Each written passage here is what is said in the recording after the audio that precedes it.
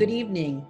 So, my name is Susie Shfth. I'm the Executive Director of the Museum of Broadcast Communications. Thanks so much for being here for one of the series of our storytellings in the NBC Stay Home for the Holidays series. Today, we're doing what a lot of people have to do is we're not really going to be sitting down together with family, but we have family here on Zoom, and we're going to be reading How the Grinch Stole Christmas. Next to me is, no, it's not an elf. It's my husband, Jim Gillespie. And there is my son, Zachary Smith. And there is my son, Brian Smith. And my sister, Vicki Schultz. So nice for everybody to join us. And we're going to get started.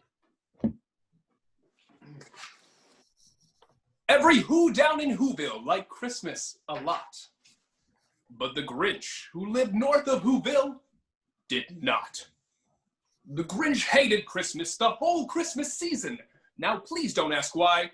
No one quite knows the reason. It could be his head wasn't screwed on just right. It could be, perhaps, that his shoes were too tight. But I think that most likely the reason of all may have been that his heart was 2 sizes too small. But whatever the reason, his heart or his shoes, he stood there on Christmas Eve hating the Whos, staring down from his cave with a sour, grinchy frown at the warm lighted windows below in their town. For he knew every Who down in Whoville beneath was busy now hanging a mistletoe wreath. And they're hanging their stockings, he snarled with a sneer. Tomorrow is Christmas, it's practically here. Then he growled, with his Grinch fingers nervously drumming. I must find some way to stop Christmas from coming. For tomorrow, he knew. All the Who girls and boys would wake bright and early. They'd rush for their toys. And then, oh, the noise.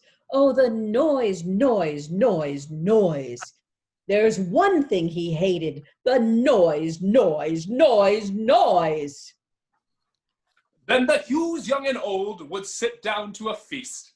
And they'd feast, and they'd feast. And they'd feast, feast, feast, feast.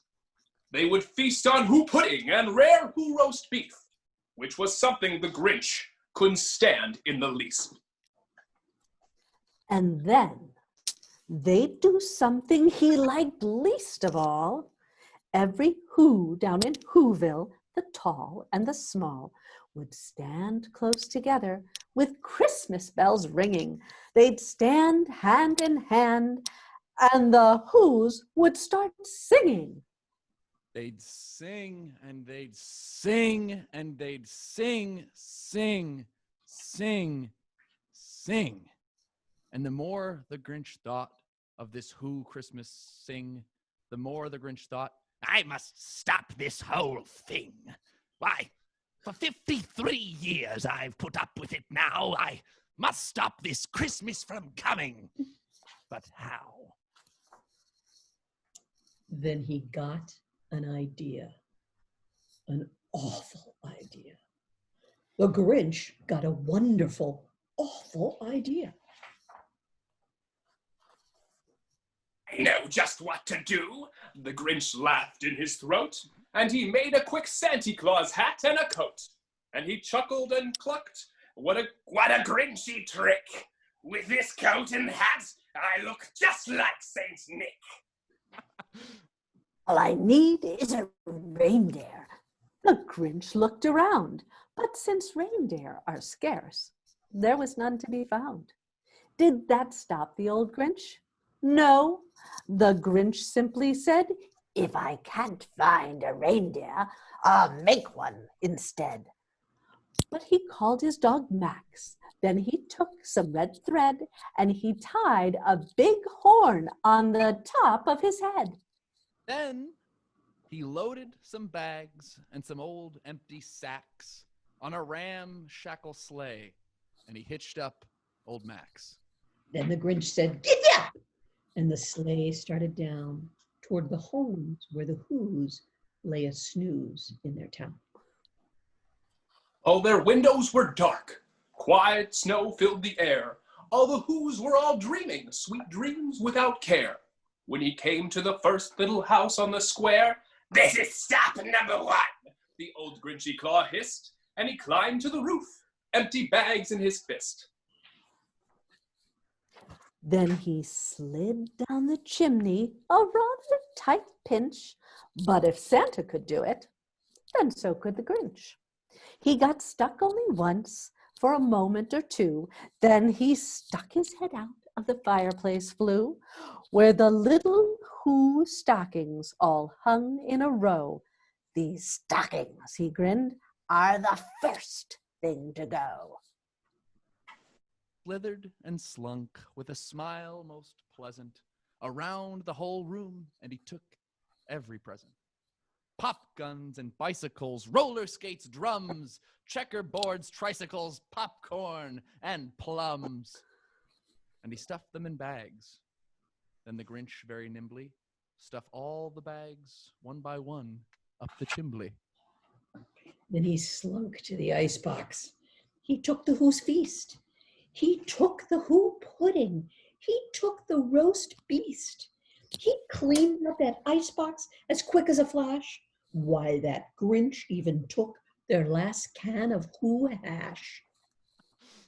Then he stuffed all the food up the chimney with glee. "And now," grinned the Grinch, "I will stuff up the tree." And the Grinch grabbed the tree and he started to shove when he heard a small sound like the coo of a dove. He turned around fast and he saw a small Who. Little Cindy Lou who was no more than two. The Grinch had been caught by this tiny Who daughter who'd got out of bed for a cup of cold water. She stared at the Grinch and said, "Santa Claus, why? Why are you taking our Christmas tree? Why?" But you know that old Grinch was so smart and so slick. He thought up a lie, and he thought it up quick.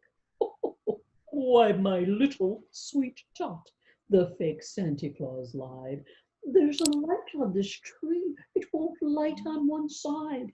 So I'm taking it home to the workshop, my dear. I'll fix it up there, and I'll bring it back here." And his fib fooled the child. Then he patted her head, and he got her a drink, and he sent her to bed. And when Cindy Lou Who went to bed with her cup, he went to the chimney and stuffed the tree up. And the last thing he took was the log for their fire. Then he went up the chimney himself, the old liar. On their walls he left nothing but hooks and some wire.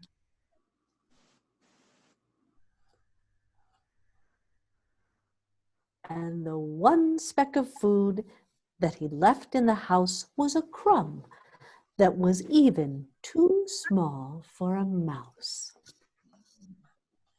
and he did the same thing to the other Who's houses. Leaving crumbs much too small for the other Who's mouses. It was dawn, all the Who's still abed, all the Who's still a snooze, when he packed up his sled. Packed it up with their presents, the ribbons, the wrappings, the tags and the tinsel, the trimmings, the trappings. 3,000 feet up the side of Mount Crumpet, he rode with his load to the tip-top to dump it. Poop-hoo to the Who's, he was grinchishly humming. They're finding out now that no Christmas is coming. They're just waking up. I know just what they'll do. Their mouths will hang open a minute or two. Then the Who's down in Whoville will all cry, boo-hoo. That's a noise, grinned the Grinch, and I simply must hear. So he paused, and the Grinch put his hand to his ear, and he did hear a sound rising over the snow. It started in low, and then it started to grow. But this sound wasn't sad. Why, this sound sounded merry. It couldn't be so, but it was merry, very. He stared down at Whoville. The Grinch popped his eyes. Then he shook. What he saw was a shocking surprise.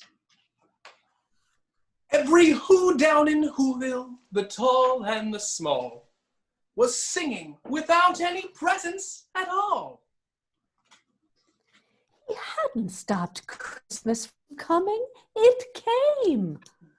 Somehow or other, it came just the same.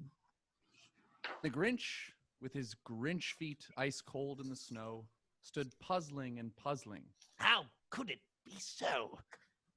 Came without ribbons, it came without tags, it came without packages, boxes, or bags. And he puzzled 3 hours, till his puzzler was sore. Then the Grinch thought of something he hadn't before. Maybe Christmas He thought, doesn't come from a store. Maybe Christmas, perhaps, means a little bit more. And what happened then? Well, in Whoville, they say that Grinch's small heart grew 3 sizes that day. And the minute his heart didn't feel quite so tight, he whizzed with his load through the bright morning light, and he brought back the toys and the food for the feast. And he himself, the Grinch, carved the roast beast.